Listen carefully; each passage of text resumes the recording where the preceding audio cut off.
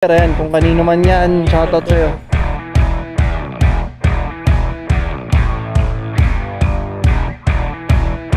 So, may sample unit tayo na ipapakita. Ano to, sir?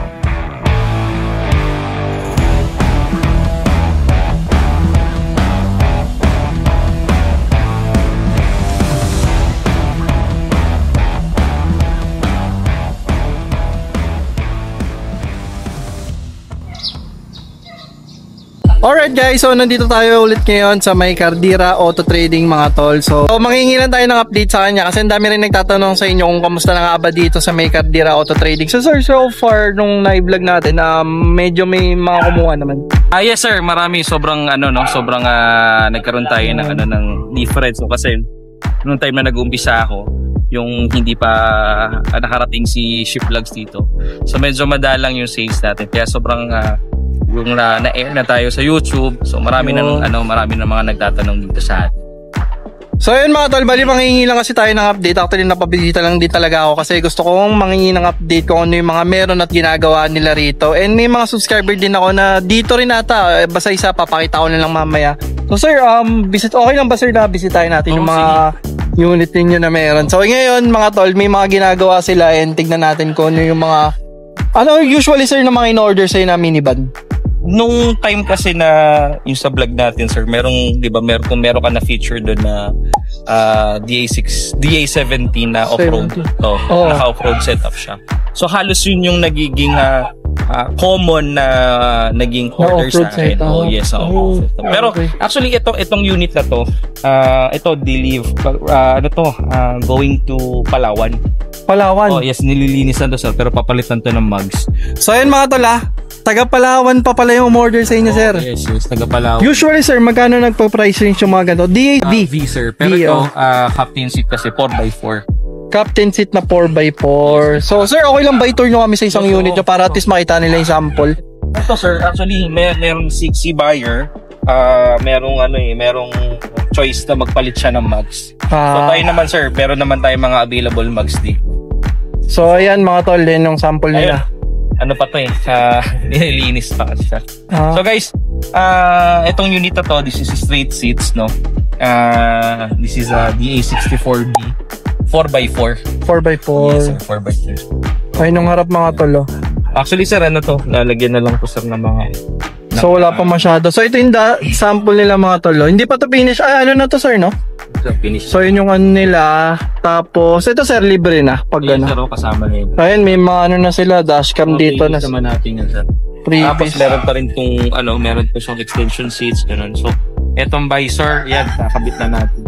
Okay. Usually nga sir, magkano nagpa-price range? Ito sir, around 230 lang itong natin dito. Tapos 230. si buyer, si client natin sir, nag-additional siya ng mags natin, yung 13x6 natin naman. So yun. So magkano yung pinakamura nyo sir na minivan ngayon? Yung basta sir, yung sa manual riser lang sir, mga around, dati kasi yung naabutan mo yung 200. Actually yung mga tol, dati kasi may 200,000 na sila. Ngayon, syempre alam mo na nagtataas din naman ng mga presyo ng mga minivan dito sa atin.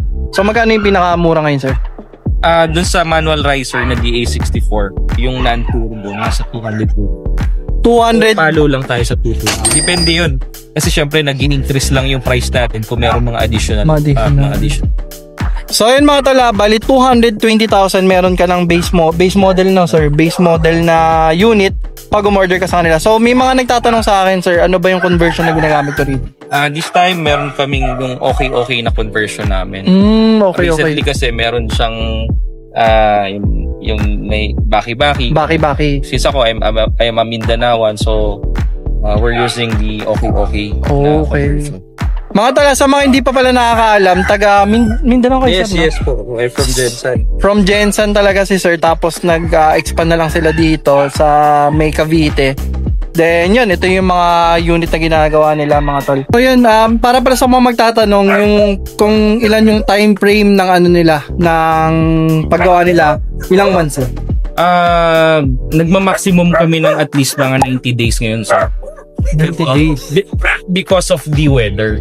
So, Maximum. na yun, sir. Pero minsan naman, sir, yun, nadi-deliver naman namin. Pero meron nga mga unit ito, sir, umabot din ng mga 4 months. So, iba naman, gusto naman nila, sir, huwag nating madaliin para talaga total makita natin, sir, kung ano yung mga common issues, no? Yun naman yung nililimit lang natin, sir, yung mga common issues na yun.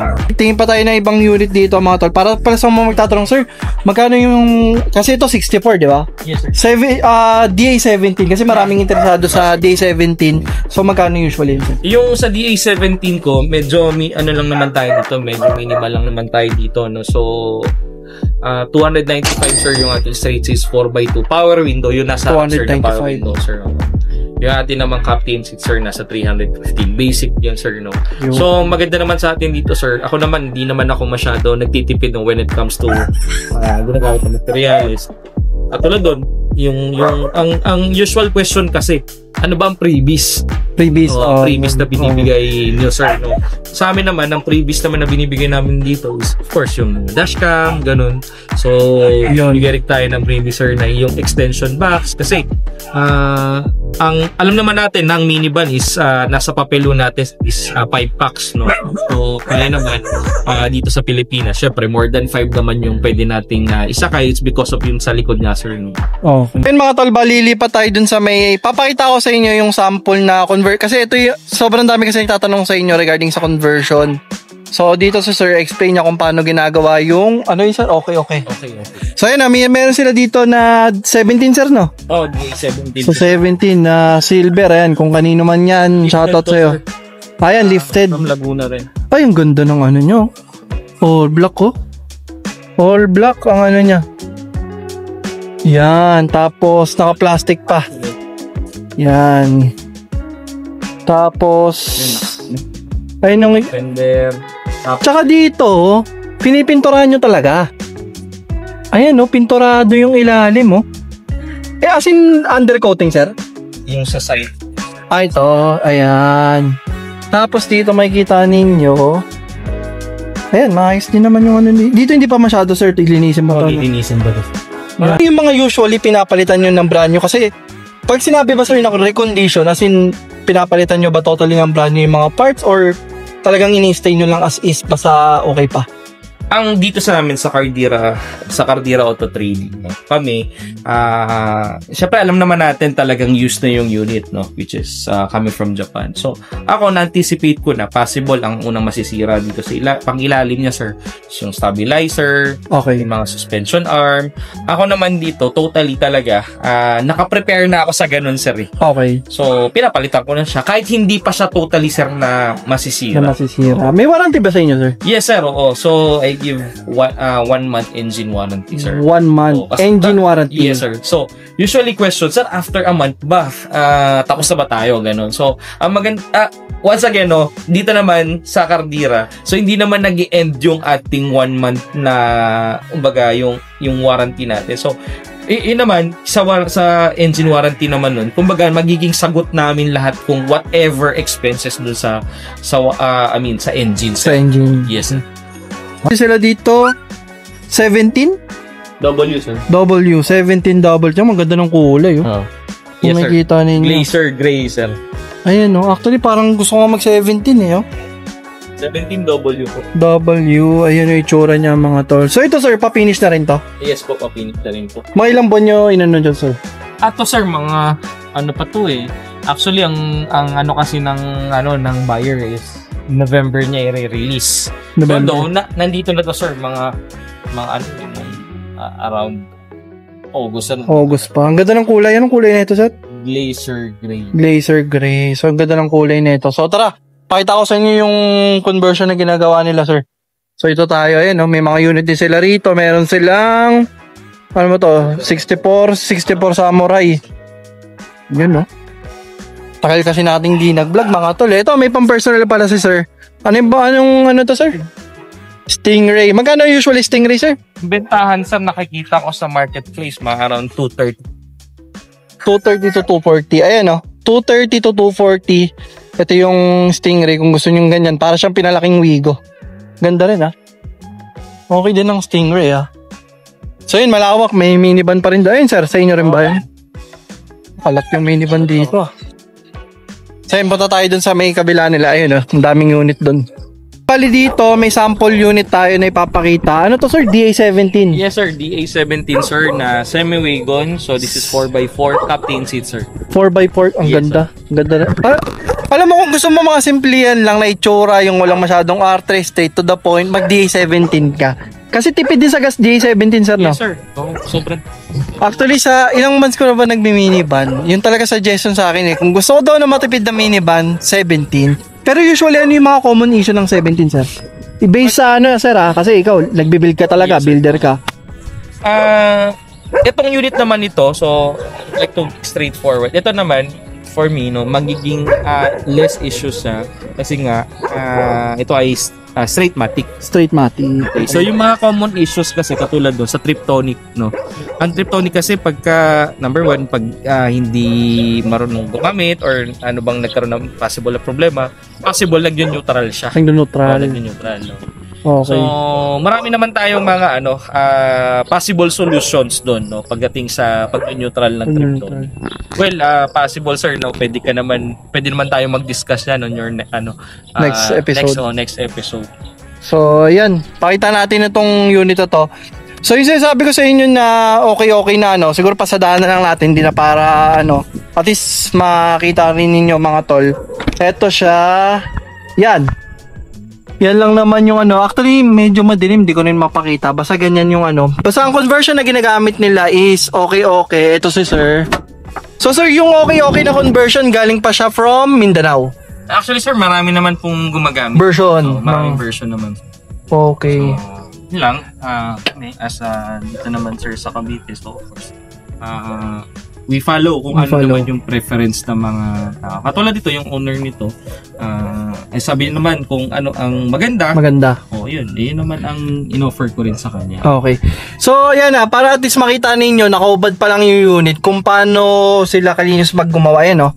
Naka-arrange. Hindi ba actually i-arrange pa to, sir, no? Pa to? Ayan, ito yung sa aircon. Ipakita sa inyo, sa lahat ng viewers po ni Ship Vlog, no? So kami po, totally, kung makikita nyo, nagpinturado po yan even dito sa... Yan, para transparent lang din kung sakaling magpagawa kayo, at least kitang-kita dito, sir, no? Malinis din ang nila.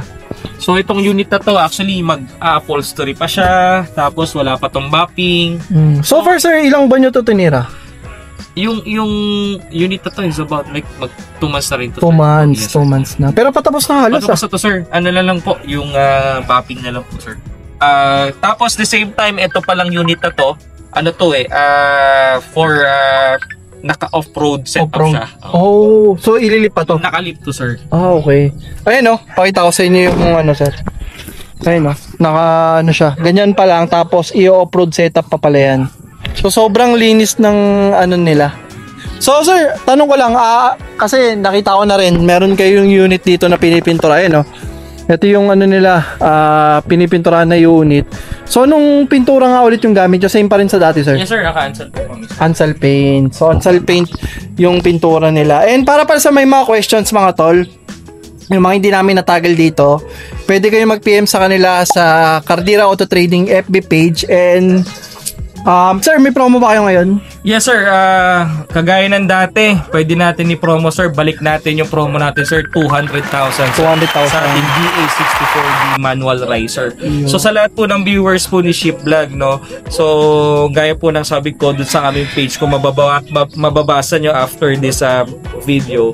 Recently, nag-post na ako dun na sabi ko, hindi mo na ako mag-accept. And then, because of the demand po ng karamihan, kasi nga, Papasko, regalo nila sa sarili nila, regalo nila sa family nila. So ngayon naman po, dito lang po sa channel po ni Ship Vlog, ibabalik ko po yung promo ko na 200,000. At least may promo ulit mga tol. Yan para sa mga interesado, 200,000 may may bagong-bago ka na newly rebuild na minivan. Kasi di ba kanina sabi ko sa inyo, sabi ni Sir 220, pero ngayon nag-promo na ulit sila na 200,000 meron ka ng minivan unit mga tol. Ayan. So ito bagong-bago yung itsura niyan mga tol. Ayan mga tol, para pala sa may mga questions, i-PM nyo na sila and i-invite kayo ni Sir RJ dito sa may Cardira sa mga plano magpagawa, pang regalo, pang business, pang daily or kahit anong purpose ninyo, pwede kayong magpa-build dito sa My Cardera Auto Trading. So sir, invite nyo sila. Yes, sa lahat po ng naka-follow po sa channel po ni Shiplag. I am inviting everyone kung may mga question kayo or kung meron kayong gusto pang malaman, you can visit our place, no? Wasteable naman yan, and of course nasa Google Map din, no? So type nyo lang Cardera Auto Trading. So nandito lang po kami sa 13 Martires po.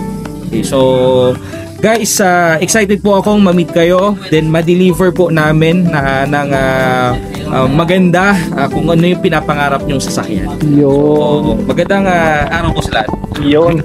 So yun mga tol, dito ko na siguro tatapusin ng vlog, and maraming salamat kung nakabot ka man dito, and don't forget to comment, like, and subscribe kung nagustuhan mo yung mga ganitong content. Para sa may mga questions, i-comment nyo lang sa baba or i-PM nyo sila Cardera Auto Trading, and see you next vlog everyone. Peace out muna sir. Peace out. Peace out.